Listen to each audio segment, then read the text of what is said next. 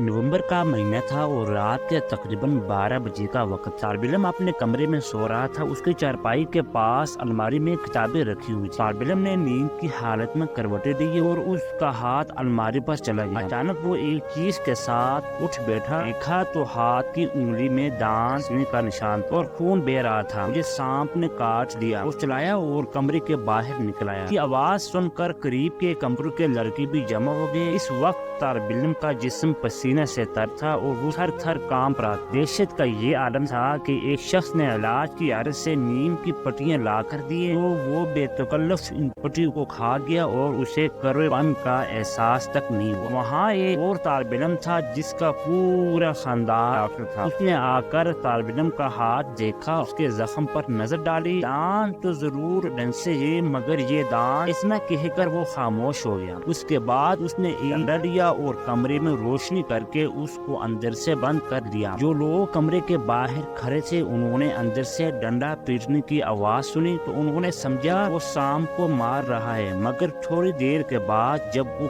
तारबिलम कमरे से बाहर निकल आया, उसके हाथ में सांप के बजाय एक मरा हुआ चूहा था जिसको वो दुम से पकड़ कर लटकाए हुए थे। देखो ये थी वो चीज जिसने तुम्हें काटा है। उसने मुस्कुराते हुए कहा, मुझे तुम्हारी उंगली का जख्म देखते ही अंदाजा हो गया था ये सांप का काटा नहीं हो सकता। चूहे के दांत और सांप के दांत में फर्क होता है। लेकिन अगर मैं यूं ही कहता तो तुम्हें यकीन ना आता। इसलिए मैंने चाहा कि पहले चूहे को पकड़ कर मारूं और उसके बाद तुम्हें बताऊं कि हकीकत क्या है। ये बात सुनकर और मरा हुआ चूहा देखकर एकदम तारबिलम उठ बैठा। अब वो बिल्कुल अच्छे थे। मुझे याद आया, उसने कहा, कल ही मेरे यहाँ नई किताबें अलमारी में आई हैं। नई अलमारियों में अक्सर चूहे आते जाते और वही किस्सा यहाँ भी पेश आया। वही तारबिलम जिस पर चंद मिनट पहले मौत की बदहवासी तारी थी, अब वो बिल्कुल खुशबाश अपने साथियों से बातें कर रहा था। हालांकि इसका कोई इलाज नहीं किया गया था, उसको सिर्फ ये यकीन दिलाया गया था उसको जिस चीज ने डसा है वो सांप नहीं बिल्कुल चूहा है। दोस्तों यही हाल हमारी कौम का है। हमारी कौम इस वक्त अपने मसाइल से इस कदर परेशान है कि जिंदगी का हौसला तक उससे रुखसत हो रहा है। मगर ये परेशानी हकीकत से ज्यादा नफसियाती है। अगर कौम के दिल में ये बात उतारी जा सके कि तुम्हारा मसला चूहे का मसला है ना कि सांप का मसला, तो कौम की हालत बिल्कुल बदल जाएगी और वो हौसला और एतमाद की इन तमाम नियामतों को दोबारा पालेगी